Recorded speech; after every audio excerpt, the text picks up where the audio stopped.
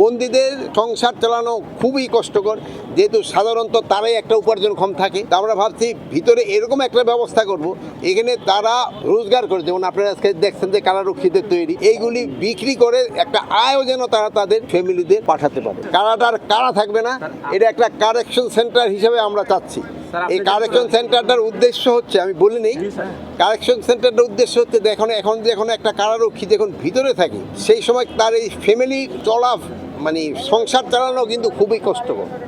এই বন্দীদের স্পেশালি বন্দীদের সংসার চালানো খুবই কষ্টকর, যেহেতু সাধারণত তারাই একটা উপার্জনক্ষম থাকে। তা আমরা ভাবছি ভিতরে এরকম একটা ব্যবস্থা করব, এখানে তারা রোজগার করে, যেমন আপনারা আজকে দেখছেন যে কারারক্ষীদের তৈরি, এইগুলি বিক্রি করে একটা আয়ও যেন তারা তাদের ফ্যামিলিদের পাঠাতে পারে। এটা একটু তাদের ফ্যামিলি যে একেবারে বিরাট বিপদে পড়ে যায়, দোষটা কিন্তু করতে সে আসামি যে সে, কিন্তু সাফারটা করে ফ্যামিলিও, এই ফ্যামিলি দিন না করে এই একটা ব্যবস্থা করা।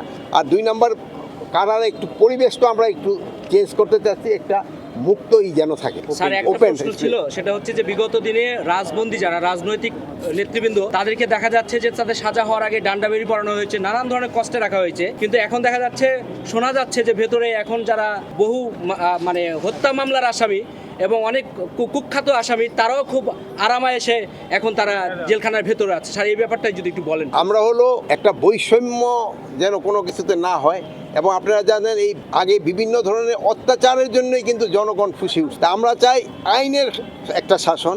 এখন আইনের ভিতরে যে যা প্রাপ্য আমরা ওইটাই তাদের দিব। আগে যদি অত্যাচার করা হয়ে থাকে, এখন যদি আপনি করেন তাদের উপর আমরা অত্যাচার করবো, ওইটা তো হবে না। আমরা চাচ্ছি একটা আইনের শাসন, এটা এবং নিয়মের ভিতরে যার যা প্রাপ্য, যার যার শাস্তি প্রাপ্য যেটুকু, তার অন্যান্য সুযোগ সুবিধা পাওয়ার প্রাপ্য যেটুকু, আমরা ওইটাই তাদের নিশ্চিত করব। পুশিনের সংখ্যা বেড়েছে প্রচুর পরিমাণে, আপনাদের সীমান্তে পুশিনের সংখ্যা বেড়েছে, এই জন্য আমরা প্রতিবাদও করেছি।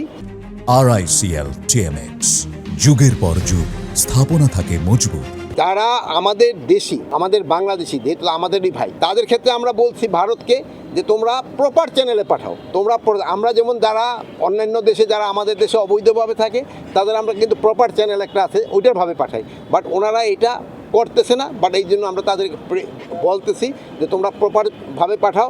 সে যদি আমার দেশের নাগরিক হয়, আমরা অবশ্যই আমরা অ্যাকসেপ্ট করব। উচ্চ পর্যায়ে কোনো বৈঠক হয়েছে কিনা স্যার? এই ব্যাপারে আমাদের লেভেলে হয়েছে, ফরেন মিনিস্ট্রি তো তারা যোগাযোগ করতেছে। গত ঈদ কিন্তু মাশাআল্লাহ অনেক ভালোভাবে হয়েছে। এই ঈদও যেন ওই একই মাপে হয় এবং আরও স্ট্যান্ডার্ড উন্নতি হয়। এই জন্য আমরা কিন্তু যেসব আমাদের আইন শৃঙ্খলা বাহিনী আছে, ভাইরা যারা আছে, তাদেরই কিন্তু আমরা সবাই ইনস্ট্রাকশন দিয়েছি।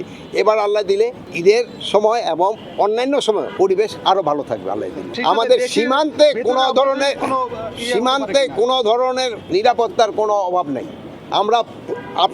আমার জনগণ সম্পূর্ণভাবে নিরাপদ এবং সীমান্ত সম্পূর্ণ নিরাপদ। আমার বাহিনী সবসময় যে কোনো পরিস্থিতি মোকাবেলা করার জন্য প্রস্তুত আছে।